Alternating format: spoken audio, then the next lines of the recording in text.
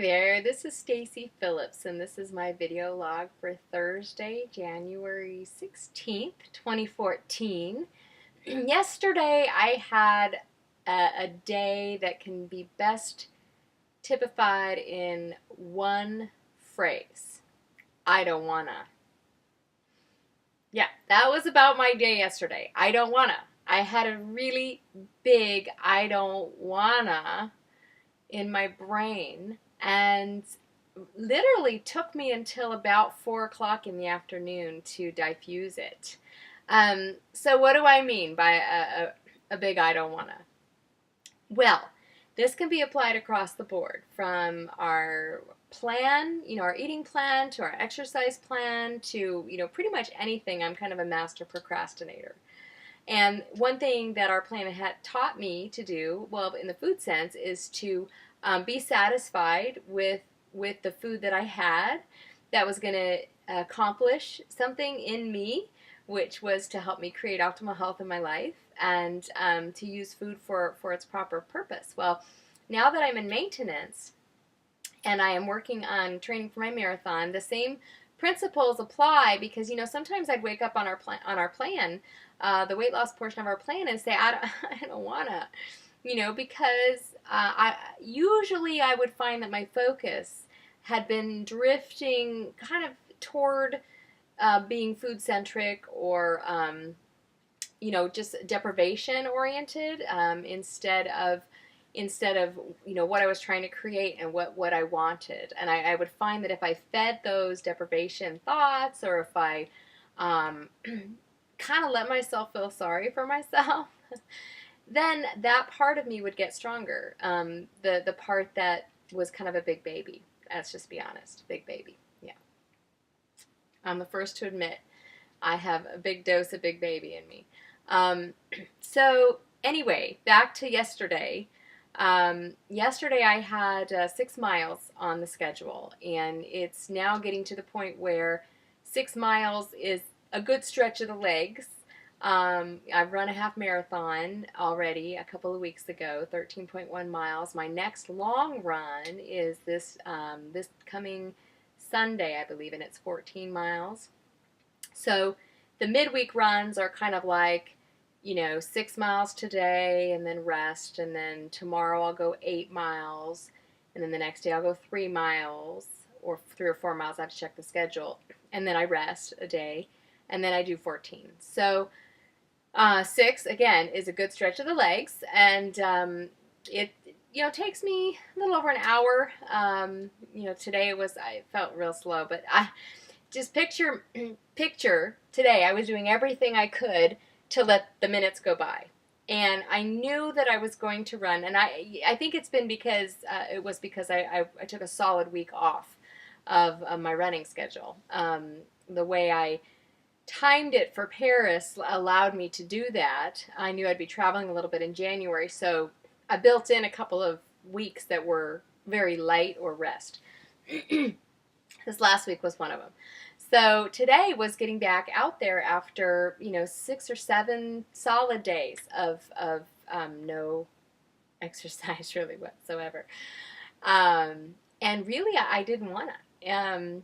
My mind kept saying, wait a little longer. Oh, you got this to do. Oh, you got that to do. Oh, what if so and so calls? You don't want to be on your run and have to stop, because heaven knows it's hard to start up again when you've stopped, and all these reasons were going through my head about why I had to wait a little longer. And I don't know, anybody of you who were on my Facebook page yesterday were probably going, come on, just go already, because I was just dawdling, and it was apparent that I was. So that was a little glimpse of my big baby I don't wanna.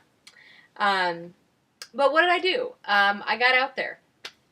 Finally, I was rationalizing with myself in kind of a positive way, in that, okay, time's running out here. I don't want to, excuse me, I don't want to wear my reflective gear, so I do want to get out there before the sun goes down. Had my shoes on for most of the day. and had various forms of my running gear on for most of the day also. So, but you know what? What is this all to say? All this rambling today to say about yesterday was that I didn't wait for tomorrow. I did get out there. Although I didn't get out there as soon as I would have liked to. I didn't really impress myself with my go get 'em attitude yesterday. But I got out there. I didn't wait till it was tomorrow. And so I did give myself a little gold star because I did get out there. So the point is this. When we get to hard parts in our journey, really, I think Newt Gingrich is the one who said, perseverance is when you do the hard work after you're tired of doing the hard work. So basically, it's the hard work that you do after you're tired of all the hard work you've already done. That's perseverance. And it really can be applied to anything that's worthy of doing.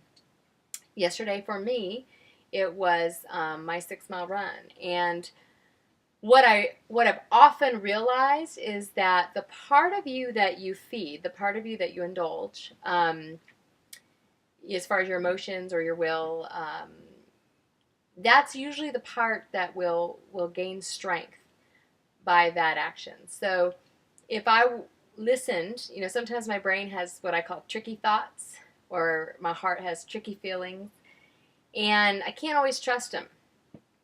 And so I have to rely on my routine. I have to rely on the healthy habits that I've developed. I have to rely on structure. And if my thoughts or my feelings disagree with those things that I've set up around me, to keep my healthy habits going, if my thoughts or my feelings disagree with what I know that I need to be doing, I default to doing that which I know. Now, does that happen 100% of the time? No, it doesn't. But I notice that when I don't default to doing those things I need to do, even if I don't feel like or want to do them, feel or want, that's emotion or mind, even if both of those things are saying you don't want to do that, or, it's going to be hard, and just let yourself go another day. If I agree with them and I adjust my actions, it's going to be harder the next time to do what I need to do despite how I feel, because that I'm going to be feeling and wanting. Then I'm going to know that I can let myself off the hook. But if I get out there and I do it, if I do what I know that I need to do because I decided to do it, and really the choice was already made when I set the training schedule, when I get out there and do it, what I'm telling myself is, A, I'm worth it. I'm worth keeping the commitment that I made to myself regarding my training schedule, and I'm valuing myself. I'm valuing my decisions. And I'm also strengthening that part of me that has what it takes to see the commitment through. So, just an encouragement to you all that if you ever get those tricky thoughts or tricky feelings, and they're telling you, or trying to sway you to do something that isn't gonna further your primary health goals, be suspicious of them because my thoughts and my feelings aren't always out for my best interests, and that is one thing I've really learned on this journey, that I've got to really scrutinize those in light of what I know to be true and what I know is the truth. So what I do know is the truth is that if I don't include healthy motion in my routine, if I am consistently eating the wrong types of foods and more of it than I need, I will always get larger. My body will always expand its borders. It just always will. It always has. It always will. And so I do need to fall back on that safety and that structure of the routines and the healthy habits that I've built up, and make a habit of that.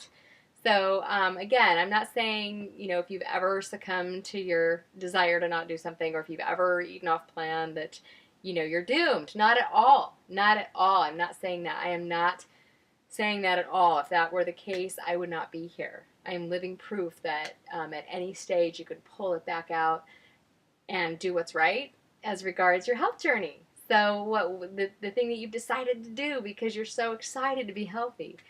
So, and I do have to say, between now, comparing my life now and comparing my life, almost 150 pounds ago, when I weighed 272 pounds, walked with a cane, and got stuck in the turnstiles at Disney World. They had to let me through the stroller gate back in 2009 when we were on my son's Make-A-Wish trip. Um, I'll take this life, even if it's a little hard sometimes, because there's no comparison to how I feel, how my energy level is, how my son looks at me.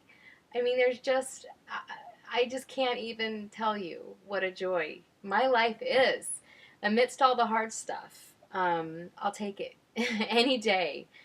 So I'm just thankful that I get to make these choices of do I run 6 miles today or not. So, my choice used to be, do I take my cane out or not? Can I make it to the car without huffing and puffing? Those used to be my choices.